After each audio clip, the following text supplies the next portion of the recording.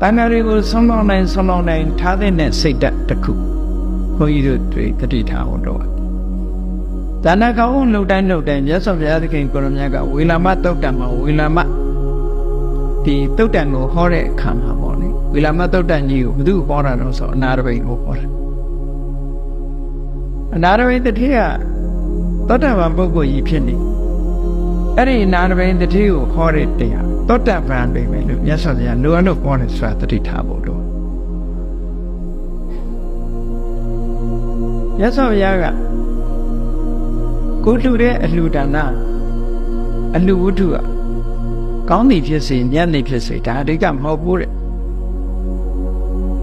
နဲတာနဲ့များတာဒီနှစ်ခုကလည်းအဓိကမဟုတ်ဘူးတဲ့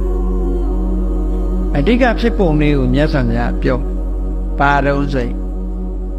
လှူတိုင်းဟာတက္ကိစ္ဆန္ဒနာဒေတိတလေးတစားလှူဖို့လိုအပ်တယ်ဒါကိုလှုပ်တဲ့အလုပ်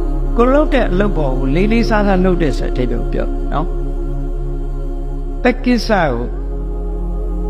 တတိန်ကတ်တော်လို့ဖွင့်တာဆိုရင် mindful ပေါ့ကိုလှုပ်တဲ့အလုပ်ကိုစိတ်အားသွန်စိုက်ပြီးတတိအမတ်တရနှုတ်တဲ့အမျိုးလို့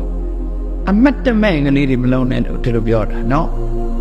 တလေးတစားလှုပ်တဲ့ဆိုတဲ့အဓိပ္ပာယ်ရတယ်ပေါ့တလေးတစားလှုပ်တဲ့ပြင်းပြင်းစင်လှုပ်တဲ့တန်တန်ပြန်ဖြစ်အောင်လှုပ်တဲ့ကြိုးစားပြီးတော့လှုပ်တဲ့ဒီအလေးနဲ့ထားပြီးလှုပ်တယ်လို့ဒီလိုဆိုလိုတာဘောဝတ္တန်မဟုတ်ဘူးစိတ်ဓာတ်ကိုပြောတာနော်စိတ်ဓာတ်ဆိုင်ရာတက္ကိစ္စဖြစ်ဖို့လို့ဒါတစ်ချက်ဒါကိုပြင်နောက်တစ်ခုကဘာလို့ဆို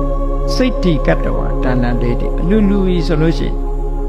စိတ်တိကတ္တဝါဆိုကိုယ်စိတ်ထဲမှာပူဇော်လိုတဲ့စိတ်ချီးမြှောက်လိုတဲ့စိတ်ဝမ်းသာချီးနူးတဲ့စိတ်တွေဖြစ်ပွားစေပြီးတော့မှလှူရမယ်ဒါမျိုးပူဇော်လိုတဲ့စိတ်ဆိုအခုတန်ဃာတွေကိုဆွမ်းလောင်းတယ်ဆိုတာတန်ဃာတွေကျင့်နေတဲ့သီလသမားတွေကိုပူဇော်တာဟောတာလည်းပူဇော်တာပဲ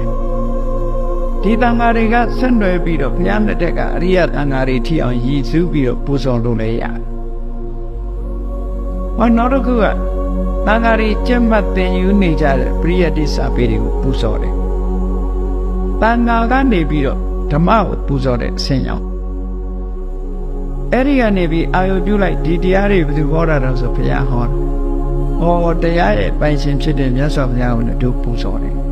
။တန်ခါကိုယ်တင်စိတ်ကရပ်မထားပဲနဲ့တန်ခါရဲ့တဏ္ဍာမှာရှိတဲ့တရားကိုဟောကြားတဲ့ဘုရားဆိုဟောယရဏတော်ဝန်ပူဇော်တာဖြစ်တယ်။ဒါကအဲ့ဒီလိုစိတ်မထားလို့ရှိရင်မရဘူးနော်စိတ်ထားရမှာပြောပြ။ကိုယ့်ရဲ့စိတ်ဓာတ်ဥတည်ချက်ဒီတိုင်းရှိရလူတိုင်းဟာတန်ခါကနေပြီးတော့တန်ခါကိုရီမှန်းရဲကနေပြီးတော့တန်ခါတွေရဲ့တဏ္ဍာမှာရှိတဲ့တရားကိုဟောကြားတဲ့ဘုရားဆိုလို့ရှိရင်ဟောယရဏတော်ဝပူဇော်ပြီးသားကိစ္စပြီးတော့အဲ့တော့ဘုရားနဲ့ပူဇော်တယ်တရားနဲ့ပူဇော်တယ်တန်ခါလည်းပူဇော်တယ်ဆိုကိုယ်အလှူဒါနတာမန်အလှူလို့ပြောလို့မရတော့ဘူးပေါ့လောက်တတ်လို့ရှိရင်ပူရလောကမှာစိုက်ပျိုးရေးလုပ်တဲ့ပုဂ္ဂိုလ်ပဲဖြစ်ဖြစ်စီးပွားရေးအယောင်းဝယ်လုပ်တဲ့ပုဂ္ဂိုလ်ပဲဖြစ်ဖြစ်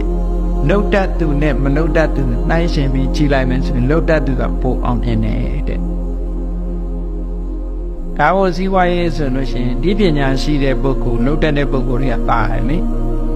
မလုပ်တတ်တဲ့ပုဂ္ဂိုလ်တွေကနောက်တန်းရောက်နေတာဒါလိုဖြစ်တယ်တော့ကုသိုလ်ကောင်းမှုလည်းပဲဒီတိုင်းပဲတတိထားဒါကတသိန်းထဲတယ်ဆိုပြီးတော့ရှေ့တန်းရောက်လို့မရဘူးရှေ့တန်းရောက်ချင်အခုပြောတဲ့တက္ကိစ္ဆန္ဒနာဒေတိစိတ်တိကတ္တဝါဒါနန္ဒေတိဆိုရင်ကိုယ်စိတ်ကိုပြင်းပြင်းစင်စင်လုံးဝရှေ့တန်းရောက်ပါအလိုဝတ္ထုများထဲဝင်နေရှေ့တန်းမရောက်ဘူးနော်ဒါကြောင့်မို့လို့အလိုဝတ္ထုလည်းများထဲတယ်စိတ်ဓာတ်လည်းပြင်းနေဆိုရင်တော့ထိတ်တန်းပေါ့နော်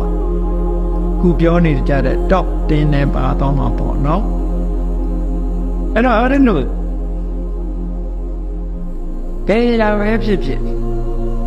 စိတ်ဓာတ်အမှန်တမ်းအရေးကြီးတဲ့စိတ်ကိုပြည့်စင်အဲ့လိုပြည့်စင်မှုအတွက်ဘုန်းကြီးတို့ဒီကုသိုလ်စိတ်ဖြစ်ဖို့ရတဲ့အတွက်အချက်၄ချက်လိုအပ်တယ်ချက်၄ချက်နဲ့ကိုယ့်ကိုကုသိုလ်စိတ်ဖြစ်အောင်လှုံ့ဆော်ပေးထားလေ့ကျင့်ပေးထား အဲ့ဒါကအထတာလေးနေတက္ကရာမှာကုသိုလ်စိတ်ဖြစ်တဲ့အခါမှာဘာကြောင့်ကုသိုလ်စိတ်ကဖြစ်ကြတာလဲဆိုဒီအချက်၄ချက်နဲ့ကိုယ့်ကိုလေ့ကျင့်တယ်